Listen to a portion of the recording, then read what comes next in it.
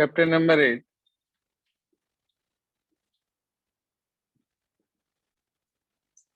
Exercise number 8.2 हमारी जिस theorem पर बेस्ड है उसका नाम है मिड पॉइंट थ्योरम।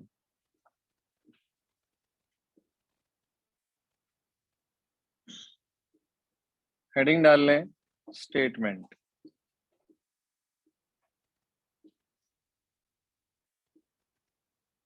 आपके एनसीईआरटी टेक्स्ट बुक में पेज नंबर 148 वहां पर थ्योरम लिखी है 8.9। The line segment joining the midpoint of any two sides of triangle is parallel 8.9. The line segment joining the midpoint of any two sides of triangle is parallel to the third side और उसी के आगे लिख लें and equal to the half of it and equal to the half of it। Book में भी लिख लें और ये पूरा स्टेटमेंट अपनी कॉपी में नोट भी कर लें। स्टेटमेंट ये कह रहा है the line segment joining the midpoints of any two sides of triangle is parallel to the third side and equal to the half of it। पूरा स्टेटमेंट नोट कर लें।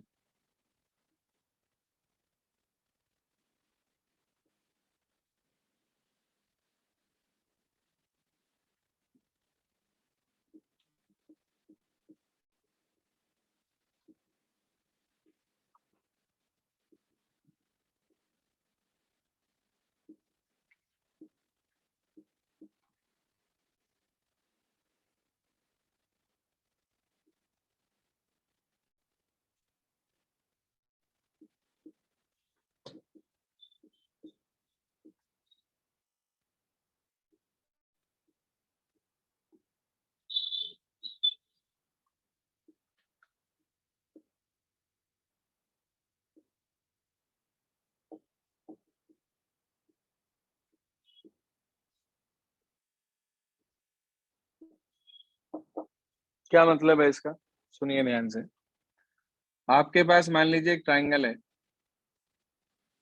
जिसकी दो साइडें आपको पता है, दो साइडों का मिड पॉइंट, सॉरी एबीसी मान लीजिए आपके पास एक ट्राइंगल है। साइड ए बी का मिड पॉइंट है डी, साइड एसी का मिड पॉइंट है ई। तो थ्योरम ये कह रही है कि इन दोनों साइडों के मिड पॉइंट को ज्वाइन करने वाली लाइन यानी कि जो डी है वो बीसी के पैरेलल होगी और बीसी के हाफ के इक्वल होगी। ये हमें प्रूव करना है। तो सबसे पहले आपने गिवन लिखा, गिवन में आपने मेंशन करा कि D and E R the mid points of AB and AC। D and E are the midpoints of AB and AC। Prove ये करना है हमें कि DE parallel BC and DE equal half of BC।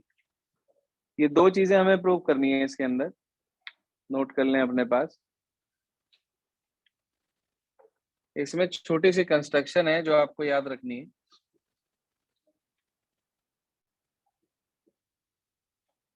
क्या construction है कि produce DE, हाँ जी क्या है construction, produce DE up to F, produce DE up to F such that DE is equals to EF and join CF। ठीक है sir, क्या construction करी हमने, produce DE up to F such that DE is equals to EF and join CF। ये लिख लेंगे आप अपने पास,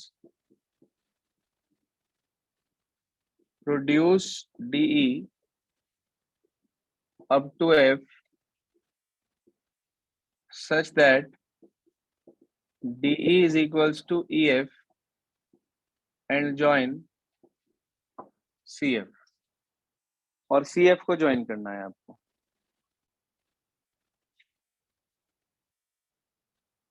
इसके बाद देखिए प्रूफ।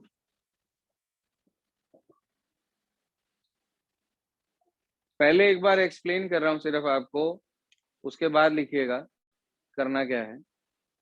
देखो आपके सामने दो ट्राइंगल के नेम बोल रहा हूं मैं, एक का नाम AED और एक का नाम CEF। दिख रहा है भाई सभी को? AED CEF, ये दो ट्राइंगल हमारे पास है। मैं इन दोनों ट्राइंगल्स के अंदर कॉन्ग्रुएंसी लगाना चाहता हूं। सारे पार्ट बोर्ड पे ही चमक रहे हैं कि इसकी AE इसकी CE के इक्वल है, इसकी DE इसके EF के इक्वल है, और इसके अंदर ये वाला एंगल इस वाले एंगल के इक्वल है, vertically opposite angle, angle 1 equal angle 2। तो ऐसे एस कॉन्ग्रुएंसी से दोनों ट्राइंगल कॉन्ग्रुएंट हो रहे हैं? बोलो भाई, हो रहे हैं? तो अगर ये दोनों ट्राइंगल कॉन्ग्रुएंट हो रहे हैं तो क्या मैं ये कह सकता हूं कि इसकी AD और इसकी CF आपस में इक्वल होगी with the help of CPCT, और साथ ही साथ ये वाला एंगल 3 इस वाले एंगल 4 के इक्वल होगा, ये भी CPCT से। मगर 3 और 4 एंगल जिस पोजीशन पे हैं उसे देखकर आप बता सकते हो कि किस टाइप के एंगल है। ऑल्टरनेट इंटीरियर, देखो Z से बन रही है, इसका मतलब 3 और 4 ऑल्टरनेट इंटीरियर एंगल्स हैं। अच्छा, अगर ऑल्टरनेट इंटीरियर एंगल इक्वल आ जाते हैं तो लाइनें कैसी हो जाती हैं? पैरेलल हो जाती हैं। इसका मतलब AB CF के पैरेलल होगी क्या? पूरी AB CF के। अच्छा, अगर पूरी AB CF के पैरेलल है तो क्या मैं ये कह सकता हूं कि BD CF के पैरेलल होगी? भाई whole line is parallel. Parallel में कहीं भी कोई भी पार्ट आप लेते हैं तो वो पार्ट छोटे पार्ट के भी पैरेलल होता है। इक्वल हमेशा जितना है उतना ही रहेगा, लेकिन पैरेलल पूरी लाइन एक छोटे पार्ट के हो सकती है। तो जैसे AB पैरेलल है CF के, तो मैं क्या ये कह सकता हूं कि BD पैरेलल होगी CF के? Yes sir. अच्छा, अभी अभी आपने CPCT से ये भी दिखाया था कि ये AD पार्ट CF के इक्वल है, मगर AD तो खुद किसके इक्वल है पहले से ही? BD के। तो इसका मतलब क्या CF BD के इक्वल भी हो गया? तो आपने सीखा कि भाई CF BD के इक्वल भी और CF BD के पैरेलल भी। आपको एक बात लिखवाई थी कि किसी भी क्वाड्रिलेटरल के अंदर यदि एक पेयर अपोजिट साइड का इक्वल पैरेलल हो जाए तो वो क्वाड्रिलेटरल क्या बन जाता है? पैरेललोग्राम। बिल्कुल ठीक बात। तो आपने देखा BD CF के इक्वल भी आ गई, BD CF के पैरेलल भी आ गए। इसका मतलब BCFD क्या बन गया? पैरेललोग्राम। यहां तक की बात समझ में आ गई क्या? सबको पैरेललोग्राम तक का हिस्सा समझ में आ गया? तो पहले यहां तक करेंगे, उसके बाद आगे चलेंगे। देखिए, लिखें साथ साथ, in triangle AED and in triangle CEF लगाओ भाई congruency. AE equal to CE, ED equal to EF। ऊपर वाले के लिए रीजन दिया, since E is the mid point of AB, लिख देना, sorry AC, E is the mid point of AC। इसमें रीजन दिया आपने बाय कंस्ट्रक्शन। क्या रीजन दिया? By construction. अगर आप यहाँ 1 और 2 लिख रहे हैं तो आप 1 2 वहां लिख सकते हैं। अगर आप यहाँ 1 2 नहीं लिख रहे हैं तो पूरा नाम लिखो। फिर एंगल 1 इक्वल एंगल 2 दिया आपने, वर्टिकली अपोजिट एंगल्स। कौन सी कॉन्ग्रुएंसी लगी? SAS congruency, both triangles AED and triangle CEF becomes congruent. हो गए दोनों congruent? जैसे ही ये दोनों ट्राइंगल्स कॉन्ग्रुएंट हो गए तो उसके बाद हम ये कह सकते हैं, इसे रब कर रहा हूं स्टेटमेंट को यहां से,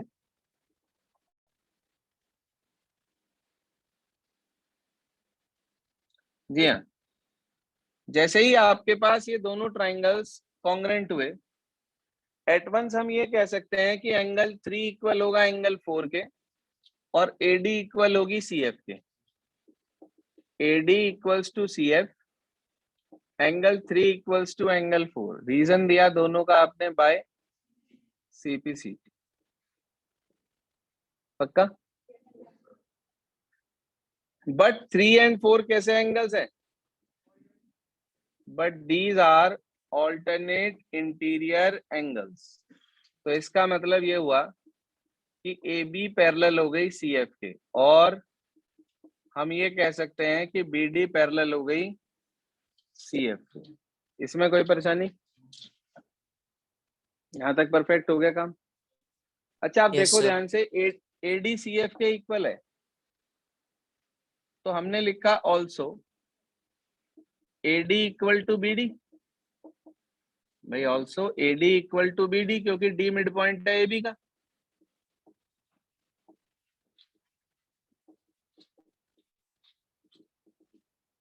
तो देखिए ध्यान से, AD CF के भी इक्वल, AD BD के भी इक्वल, इट इम्प्लाइज BD किसके इक्वल हो गया?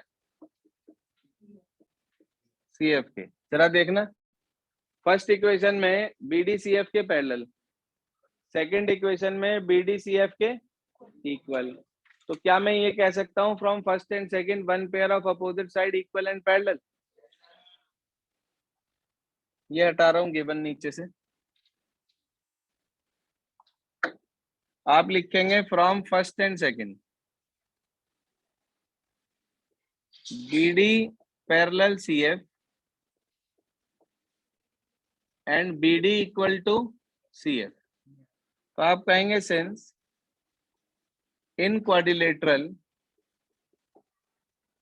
BCFD we have one pair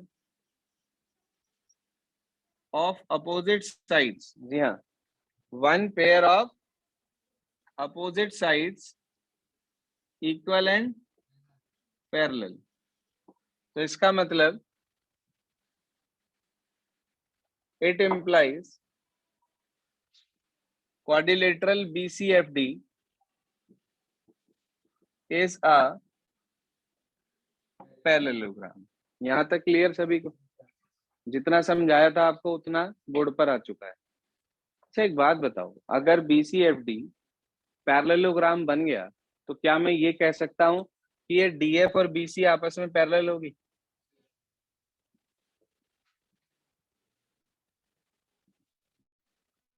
opposite sides of parallelogram are parallel, confirm?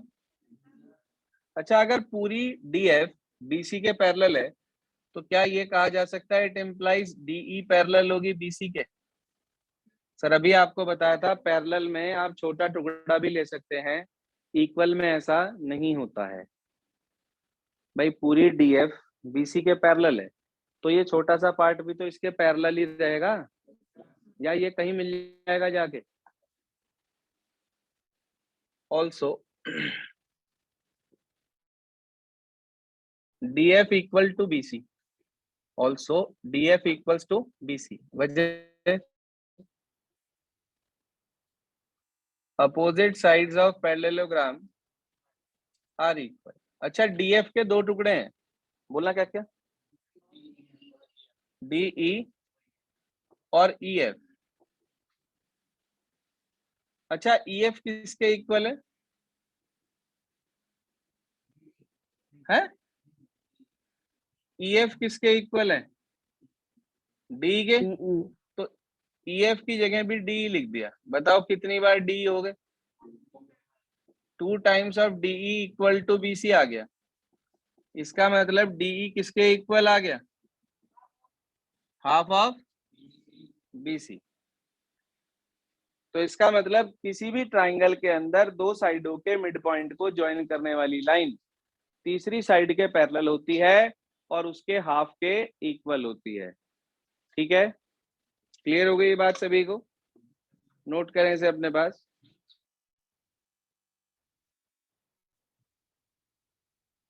इसके बाद अगली हेडिंग डालनी है इसे नोट करने के बाद आपको कॉपी में converse of mid point theorem. NCERT text book में ही सेम पेज नंबर 148 पर नीचे थ्योरम लिखी है 8.10। ये स्टेटमेंट है converse of mid point theorem का कि the line drawn through the mid point of one side of triangle parallel to the another side bisects the third side. इसका उल्टा है, इसमें क्या था, दो साइडों के मिड पॉइंट को ज्वाइन करने वाली लाइन तीसरी साइड के पैरेलल थी और उसके हाफ के इक्वल थी। अब क्या है, किसी भी ट्राइंगल के अंदर एक साइड के मिड पॉइंट से जो लाइन ड्रॉ करी जाएगी जो कि दूसरी साइड के पैरेलल होगी पहले से ही, वो तीसरी साइड को बाइसेक्ट कर देगी। ये हमें प्रूफ करना है। इसका जो प्रूफ है बेसिकली वो कुछ स्कूल्स में नहीं कराया जाता है क्योंकि जो सीबीएसई का जो सिलेबस है उसके अंदर इन थ्योरम्स के प्रूफ नहीं है। उसके अंदर सिर्फ और सिर्फ मोटिवेशन है इन दोनों का, मिड पॉइंट का भी और कन्वर्स ऑफ मिड पॉइंट का भी। लेकिन मैं दोनों ही करा देता हूँ क्योंकि कई बार कुछ स्कूल्स में पूछ लिया जाता है, इस वजह से दोनों चीजें मैं आपको बता के चलूंगा, मिड पॉइंट भी और कन्वर्स ऑफ मिड पॉइंट भी। तो आप लोग हेडिंग डालने कॉपी में converse of mid point theorem, next line में हेडिंग डालेंगे स्टेटमेंट, और स्टेटमेंट अपनी बुक से नोट करेंगे कि the line drawn through the mid point of one side parallel to the another side will bisect the third side.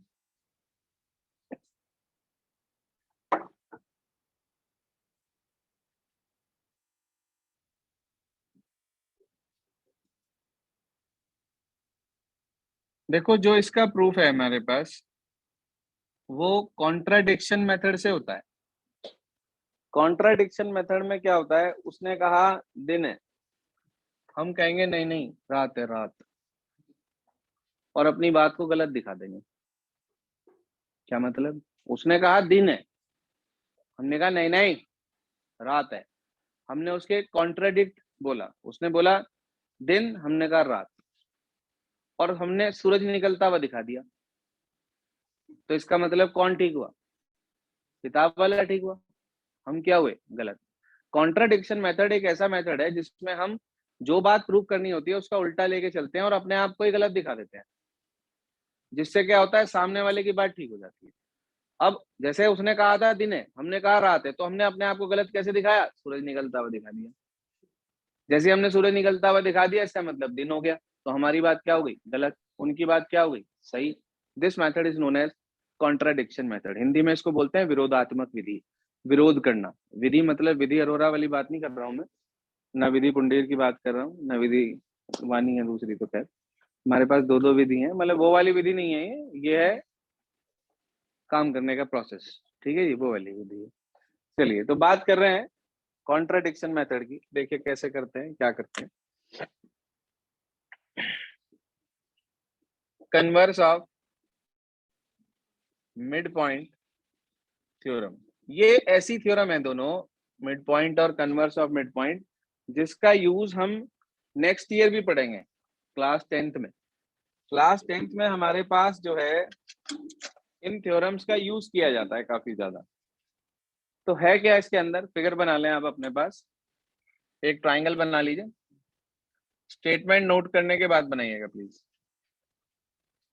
Triangle के naming कर रहे हैं ABC, यहाँ पर ये D है which is the mid point of AB, और एक लाइन DE है which is parallel to BC. It is already given in the question.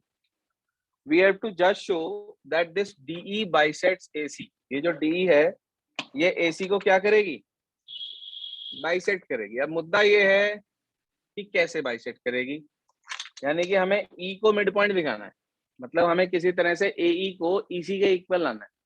जैसे ही AE EC के इक्वल हो जाएगी एट वंस हम कह देंगे ई ने मिड पॉइंट उसे बाइसेक्ट कर दिया, ठीक है, ठीक है। अब वो क्या कह रहा है, वो कह रहा है डीई बीसी के पैरेलल है, उसने कहा डीई बीसी के पैरेलल है, ठीक है जी।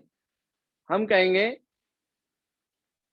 और ई को मिड पॉइंट दिखाना है ना, उसने कहा show that E is the mid point of किसका, एसी का। हम कहेंगे ई एसी का मिड पॉइंट नहीं है, उसने कहा ई एसी का मिड पॉइंट है, ये आपको दिखाना है। हमने क्या कहा, ई एसी का मिड पॉइंट नहीं है। अच्छा, अगर ई एसी का मिड पॉइंट नहीं है तो कोई तो होगा, अगर ई एसी का मिड पॉइंट नहीं है तो कोई ना कोई पॉइंट तो उसका मिड पॉइंट होगा ना, तो हम वो मिड पॉइंट यहाँ मार्क कर लेंगे, पक्की बात, कर लेंगे मार्क। अच्छा, अगर वो मिड पॉइंट हो गया तो इसका मतलब ये हुआ कि वो जो पॉइंट हमने सपोज करो एफ ले लिया यहाँ पे, तो वो डीएफ हमारे पास जो है दोनों मिड पॉइंट को ज्वाइन करने वाली लाइन हो जाएंगी। भाई ई भी मिड पॉइंट, एफ भी मिड पॉइंट हो गया, डी ऑलरेडी मिड पॉइंट है, तो डी और एफ दोनों मिड पॉइंट हो गए। तो मिड पॉइंट को ज्वाइन करने वाली लाइन तीसरी साइड के पैरेलल होती है और हाफ के इक्वल होती है, पढ़ा भी अभी आपने।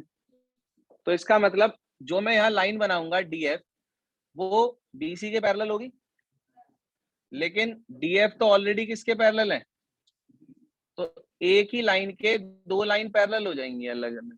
क्या ऐसा पॉसिबल है? भाई एक लाइन है बीसी, एक दूसरा पॉइंट है डी, वहां से एक लाइन तो ये बन रही जो इसके पैरेलल है, एक लाइन ये बन रही जो इसके पैरेलल है। Is it possible? ऐसा सिर्फ तब पॉसिबल है जब ये दोनों एंड पॉइंट एक दूसरे से क्या कर जाएं, कोइंसाइड, बाइसेक्ट नहीं, कोइंसाइड मतलब एक के ऊपर एक आ जाए, अब तो ये कंडीशन पॉसिबल है, नहीं तो ये कंडीशन पॉसिबल नहीं है, ठीक है जी। तो इसका मतलब हमने माना था कि ई मिड पॉइंट नहीं है, कोई और पॉइंट मिड पॉइंट है, मगर वो पॉइंट खुद किसके साथ कोइंसाइड कर गया, ई के साथ। तो इसका मतलब हमारा एजम्पशन क्या हो गया, गलत। इनकी बात क्या हो गई, मेथड क्या कहलाया, कॉन्ट्राडिक्शन। कुछ समझ में आया थोड़ा बहुत? आज मैं आपको इसका प्रूफ लिखवाऊंगा नहीं, क्योंकि खिचड़ी पक जाएगी नहीं तो। 10 मिनट का प्रूफ है, समझा दिया है, तो लिखवाऊंगा कल। आज क्या करना है वो नोट करें अपने पास, आज नोट करिए आज काम क्या करना है। Today you all have to do question number 10th 11th and 12th of exercise 8.1 and repeat midpoint theorem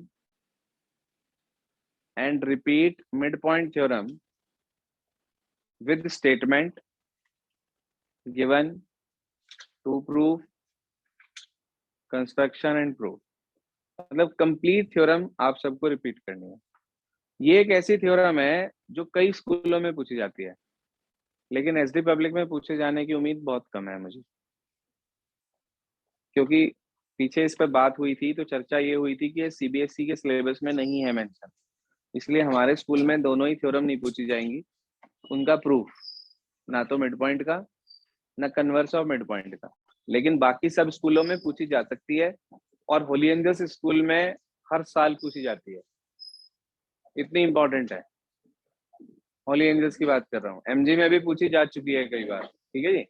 SD में नहीं आने की उम्मीद है, करनी जरूर है, लेकिन किसी का कुछ नहीं भरोसा कि कौन कब खिला दे समोसा।